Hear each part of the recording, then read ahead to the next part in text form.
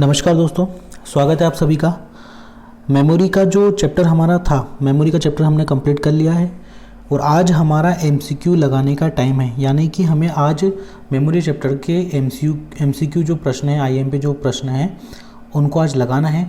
तो उसी के लिए मैं बहुत बढ़िया सा पीडीएफ आपके लिए लेके आया हूँ। इस पीडीएफ में भर भर के क्वेश्चन आपको मिलेंगे और जितने भी क्वेश्चन इस पीडीएफ के अंदर मिलेंगे सारे क्वेश्चन बहुत ज़्यादा क्या हैं, आईएमपी होने वाले हैं। तो देखिए, आपको करना कुछ नहीं है, यहाँ पे इन एमसीक्यू क्वेश्चनों को पढ़ना है और इन क्वेश्चनों को जाके सीधे जब मैं पीडीएफ अभी शेयर कर दूंगा 15 से 20 मिनट के अंदर, बिल्कुल आपका टाइम वेस्ट नहीं करूँगा, पीडीएफ आसानी से शेयर कर दूंगा। और इन क्वेश्चनों को आपको आपकी जो नोटबुक है, जो नोट्स आप बना रहे हैं, उनमें आपको इन्हें नोट करना है।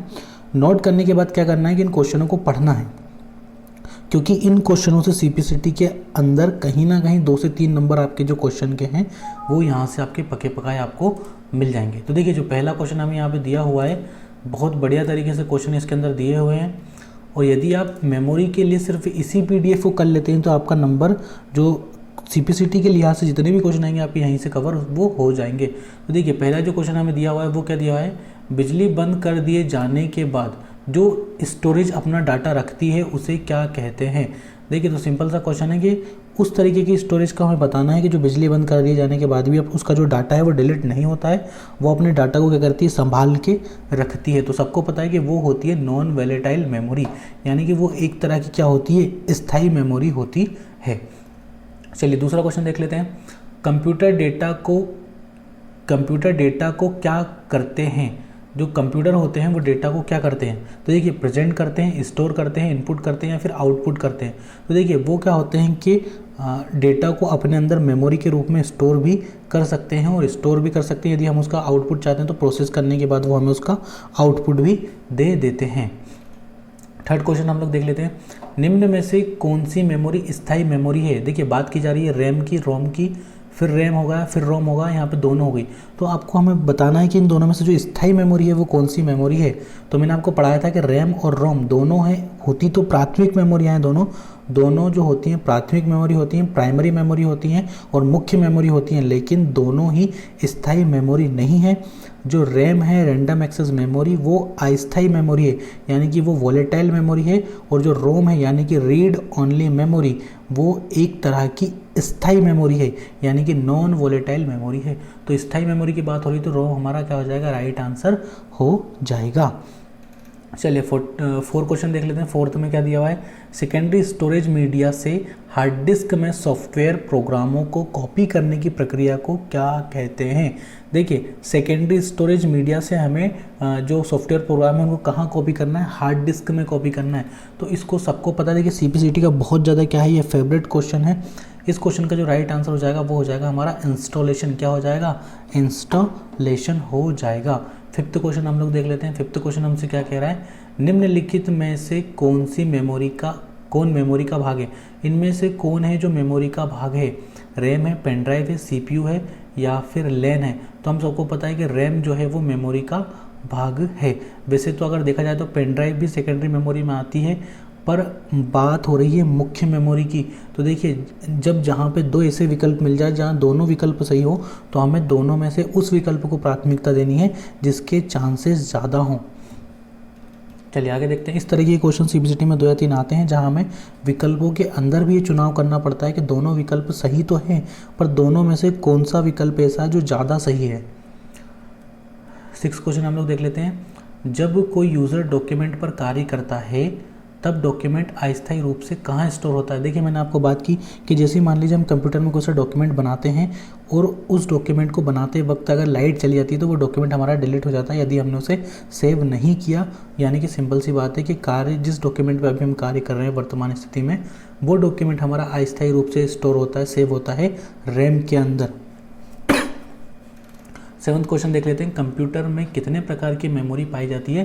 तो ये मैंने आपको बता दिया कि कंप्यूटर में 2 प्रकार की मेमोरी पाई जाती हैं, रैम और रोम। इसके अतिरिक्त अगर हम लोग बात करें रैम और रोम के अतिरिक्त, तो कंप्यूटर में 2 तरह की मेमोरी पाई जाती हैं। कंप्यूटर में यूज़ के लिए 2 तरह की मेमोरी होती हैं, प्राथमिक मेमोरी और द्वितीय मेमोरी। निम्नलिखित में से कौन कंप्यूटर के स्टोरेज डिवाइस है। देखिए, एलयू, माउस, रैम, कंट्रोल का संकलन। तो इनमें स्टोरेज यानी कि वही मेमोरी की बात की जा रही है, तो रैम एक तरह की क्या है, स्टोरेज डिवाइस है। 9th क्वेश्चन को हम लोग देख लेते हैं।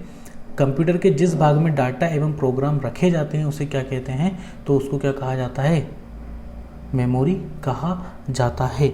10th क्वेश्चन हम लोग देख लेते हैं। 10वां क्वेश्चन हमसे क्या कह रहा है, कंप्यूटर की मुख्य मेमोरी होती है, कंप्यूटर की जो मुख्य मेमोरी होती है वो होती है भीतरी, यानी कि मुख्य मेमोरी जो होती है वो उसकी इंटरनल मेमोरी ही उसकी मुख्य मेमोरी होती है। बाहर से जितनी भी चीज़ें हम लगाते हैं, CD DVD पेन ड्राइव, ये सब उसकी बाहरी मेमोरी या फिर सहायक मेमोरियाँ होती हैं। Floppy 11th question, floppy disk किस प्रकार की मेमोरी से संबंध रखती है। फ्लॉपी डिस्क की हम लोग बात करें तो फ्लॉपी डिस्क देखिए, मैंने आपको कल ही पढ़ाया था, फ्लॉपी डिस्क जो होती है प्लास्टिक की एक लोचदार होती है, यानी कि फ्लेक्सिबल बॉक्स के अंदर इसको रखा जाता है, और ये एक तरह की एक्सटर्नल यानी कि सहायक या फिर द्वितीयक मेमोरी का एक उदाहरण है। 12th क्वेश्चन हमारे यहाँ पे दिया हुआ है, निम्नलिखित में से कौन सा कथन सत्य है। तो ये कथन हमारे दिए हुए हैं, CD रोम ड्राइव एक्सपेंशन स्लॉट्स में लगाए जाते हैं, फ्लैश में प्रोग्राम स्थायी होते हैं, रोम में प्रोग्राम स्थायी होते हैं, CD रोम में प्रोग्राम दोबारा लिखे जाते हैं, या फिर इसका जो राइट आंसर हो जाएगा वो क्या हो जाएगा, रोम में जो प्रोग्राम होते हैं वो स्थायी रूप से लिखे जाते हैं, क्योंकि जो रोम है वो एक तरह की स्थायी मेमोरी है। 13 रैंडम एक्सेस मेमोरी किसे कहा जाता है, रैम का जो रैंडम एक्सेस मेमोरी का ही शॉर्ट फॉर्म जो होता है वो रैम बनता है, RAM रैम। 14 कंप्यूटर बंद होने पे ...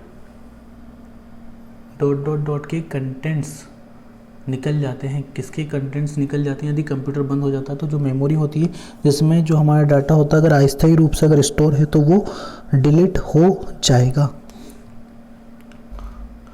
15 कंप्यूटर में स्थायी मेमोरी के लिए किन वस्तुओं का प्रयोग किया जाता है।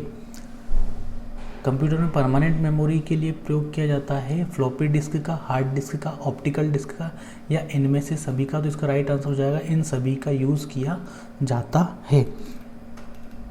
रैम इस प्रकार की मेमोरी, तो रैम सबको पता है कि रैम एक तरह की मेन मेमोरी है, पर है ये अस्थायी मेमोरी। सुपर कंप्यूटर के फ्लॉपी की क्षमता क्या है, सुपर कंप्यूटर के फ्लॉपी की क्षमता होती है 500 M। हार्ड डिस्क ड्राइव को किस प्रकार का स्टोरेज माना जाता है, तो हार्ड डिस्क ड्राइव जो होती है एक तरह की मुख्य मतलब जो होती है स्थायी मेमोरी इसको माना जाता है, यानी कि नॉन वोलेटाइल इसको मेमोरी माना जाता है। निम्नलिखित में से कौन सा कंप्यूटर का बिल्ट इन मेमोरी, तो बिल्ट इन का मतलब होता है कि इस तरह की मेमोरी होती है जो कंप्यूटर के निर्माण के वक्त ही जो इसमें जो डाटा होता है उसको जला के इसमें स्टोर कर दिया जाता है, जिसमें आप किसी तरह का कोई परिवर्तन नहीं करते हैं। बिल्ट का मतलब होता है बनाते वक्त ही उसमें उस डाटा को स्टोर स्थायी रूप से कर दिया जाता है। तो इसका जो राइट आंसर हो जाएगा वो हो जाएगा हमारा रोम। फ्लैश क्या है, तो फ्लैश जो है एक तरह की रैम का ही उदाहरण है। सेल फोन में किस प्रकार के स्टोरेज डिवाइस यूज़ किया जाता है, सेल फोन में फ्लैश मेमोरी टाइप की स्टोरेज डिवाइस का यूज़ किया जाता है। फ्लैश मेमोरी होती है कि यदि काम हो जाने के बाद इस तरह की मेमोरी का जो डाटा होता है उसको हम डिलीट भी कर सकते हैं, और उसके स्थान पे जो नया डाटा है उसको फिर से हम स्टोर भी कर सकते हैं। 22 इंटरनल स्टोरेज किस प्रकार का स्टोरेज है, primary storage, secondary storage, auxiliary storage या फिर वर्चुअल स्टोरेज। तो इंटरनल स्टोरेज जो होता है वो प्राइमरी स्टोरेज का एक प्रकार है। 23 CPU की संसाधन शक्ति को बढ़ाने के लिए CPU और रैम के बीच कौन सा माध्यम प्रयोग किया जाता है, तो CPU की जो संसाधन शक्ति जो होती है उसको बढ़ाने के लिए यूज़ किया जाता है कैशे मेमोरी को। जब भी CPU को किसी भी तरह के जब डाटा की आवश्यकता होती है तो वो मुख्य मेमोरी से उस डाटा को मांगता है, परंतु मेमोरी से CPU तक प्रोसेस के लिए जो डाटा जाता है उसकी गति कहीं ना कहीं धीमी हो जाती है। तो उस गति को बढ़ाने के लिए, उस गति का जो अवरोध है उसको दूर करने के लिए कैशे मेमोरी को इस कार्य में उपयोग किया जाता है। कैशे मेमोरी का जो मुख्य कार्य होता है, मुख्य मेमोरी से CPU की ओर जा रहे डाटा की जो है वो गति को बढ़ा देता है। 24 किस मेमोरी में रखा डाटा बिजली जाते ही समाप्त हो जाता है, तो इसका राइट आंसर हो जाएगा RAM random access memory. 25 compact disc को और किस नाम से जाना जाता है, तो जो कॉम्पैक्ट डिस्क होती है उसको ऑप्टिकल डिस्क के नाम से भी जाना जाता है। इसके बाद हम लोग सीधे देख लेते हैं यहाँ पर 36 कंप्यूटर को सेव और बंद करने के बाद आपका डाटा कहाँ होगा, मैग्नेटिक स्टोरेज में, ऑप्टिकल स्टोरेज में, सेकेंडरी स्टोरेज में या फिर प्राइमरी स्टोरेज में। तो कंप्यूटर यदि हम डाटा को सेव कर दें और कंप्यूटर को बंद कर देंगे तो हमारा जो डाटा होता है वो सेकेंडरी स्टोरेज डिवाइस में होता है। किसी स्टोरेज मीडियम में स्टोर की जा सकने वाली डाटा की अधिकतम मात्रा क्या कहलाती है, तो वो उसकी कहलाती है स्टोरेज क्षमता, स्टोरेज कैपेसिटी। कौन सी डिवाइस डेटा और प्रोग्राम के बीच अंतर समझ सकती है, input device, output device, memory या फिर माइक्रो प्रोसेसर। तो राइट आंसर इसका हो जाएगा माइक्रो प्रोसेसर। 39 जब प्रोसेसर उनका प्रयोग करता है तब डेटा और प्रोग्राम कहाँ रखे जाते हैं। यदि प्रोसेसर प्रयोग कर रहा है तो वो रखे जाएंगे मेन मेमोरी में। डीवीडी उदाहरण है, डीवीडी हार्ड डिस्क का उदाहरण है, ऑप्टिकल डिस्क का है या फिर आउटपुट डिस्क का है या फिर सॉलिड स्टेट स्टोरेज डिवाइस का। तो ये उदाहरण हो जाएगा ऑप्टिकल डिस्क का। डीवीडी का फुल फॉर्म क्या हो जाएगा, डिजिटल वर्सेटाइल डिस्क या फिर डिजिटल वीडियो डिस्क। 41 कंप्यूटर का कौन सा भाग सूचना को स्टोर करने में सहायक होता है, तो इसका राइट आंसर हो जाएगा रैम। स्थायी स्टोरेज डिवाइस कौन सी है, फ्लॉपी डिस्क, मॉनिटर, कैश या फिर हार्ड डिस्क। तो राइट आंसर हो जाएगा हार्ड डिस्क। हार्ड डिस्क को कंप्यूटर में सी ड्राइव के नाम से जाना जाता है। कौन सी मीडिया में यूज़र डेटा को एक से ज़्यादा बार स्टोर करने की क्षमता है, CDR, जिप डिस्क या फिर ऑप्टी डिस्क। तो CDRW, क्योंकि CDRW का फुल फॉर्म ही क्या होगा, कॉम्पैक्ट डिस्क री राइटेबल, यानी कि डेटा को एक बार से ज़्यादा लिखा भी जा सकता है और एक बार से ज़्यादा पढ़ा भी जा सकता है। 44 CD सूचनाएं को किसके द्वारा लिखती और पढ़ती हैं, रेड लाइट द्वारा, मैग्नेटिक लाइट द्वारा, मैग्नेटिक डिस्क द्वारा या फिर इनमें से कोई नहीं। तो रेड लाइट द्वारा इनको पढ़ा जाता है, लेज़र लाइट के द्वारा पढ़ा जाता है इनको। जब पावर ऑफ की जाती है तो कैच और प्रमुख मेमोरी अपने कंटेंट्स खो देती हैं, वे हैं, तो वो हैं वोलेटाइल मेमोरी, यानी कि वो एक तरह की अस्थायी मेमोरी हैं। 46 से निम्नलिखित में से कौन स्टोरेज डिवाइस का उदाहरण है, चुंबकीय डिस्क, टैप्स, डीवीडी, इनमें से कोई नहीं। स्टोरेज डिवाइस का जो उदाहरण है वो चुंबकीय डिस्क भी है, टैप्स भी है, मैग्नेटिक टैप भी है, डीवीडी है, यानी कि ये सभी स्टोरेज डिवाइस का एक तरह से उदाहरण है। 47 निम्नलिखित में से कौन ऑप्टिकल डिस्क का उदाहरण है, तो digital versatile disc, magnetic disk, memory disk, data bus disk. तो जो डीवीडी है वो एक तरीके से ऑप्टिकल डिस्क का क्या है, एक उदाहरण है। वैसे हमारा 48 हो जाएगा। डिस्क को ट्रैकों और सेक्टरों में विभाजित करने की प्रक्रिया को क्या कहते हैं, ट्रैकिंग कहते हैं, फॉर्मेटिंग कहते हैं, क्रेशिंग कहते हैं या फिर डिसाइसिंग कहते हैं। तो उसको इसका जो राइट आंसर हो जाएगा, डिस्क को ट्रैकों और सेक्टरों में विभाजित करने की जो प्रक्रिया है उसको क्या कहते हैं। देखिए इसका जो आंसर है यहाँ पे गलत दिया हुआ है, ऊपर वाले का ही आंसर नीचे हमारा क्या हो गया, कहीं ना कहीं से बाय मिस्टेक टाइप हो गया। तो इसका राइट आंसर हो जाएगा हमारा फॉर्मेटिंग।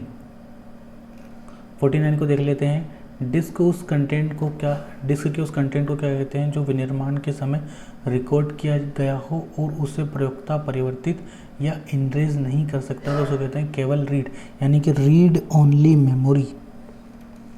50 कंप्यूटर के स्पेस को क्या कहते हैं जिसमें डेटा लोड होता है और काम करता है, cache memory, CPU, RAM memory या फिर रोम मेमोरी। राइट आंसर हो जाएगा इसका रैम मेमोरी। 50 के बाद हम लोग देख लेते हैं 57 USB संग्रह युक्ति का कौन सा प्रकार है। USB यानी कि हो जाएगा हमारा यूनिवर्सल सीरियल बस, द्वितीयक, सहायक, तृतीयक या फिर प्राथमिक। तो ये हो जाएगा हमारा संग्रहण युक्ति का द्वितीयक प्रकार। 58 निम्नलिखित में से क्या द्वितीयक संचय यूनिट नहीं है, रैम, DVD, फ्लॉपी या फिर चुंबकीय टेप। तो द्वितीयक संचय यूनिट नहीं है। राइट आंसर इसका हो जाएगा रैम, क्योंकि रैम प्राथमिक संचय यूनिट है, मुख्य मेमोरी का एक भाग है। इसी तरीके से हमारे 60 क्वेश्चन, किस रैम में बिजली बंद हो जाने पर मेमोरी के कंटेंट्स नष्ट नहीं होते हैं, रोम में, और ये सब उसी के प्रकार हैं। EPROM, EEPROM उसी के प्रकार हैं। रोम का फुल फॉर्म हो जाएगा रीड ओनली मेमोरी, EPROM का हो जाएगा EPROM, erasable programmable read only memory. EEPROM का हो जाएगा electrically erasable programmable read only memory. तो ये होगा पूरे हमारे टोटल 60 क्वेश्चंस। आज की क्लास हमारी यहीं खत्म।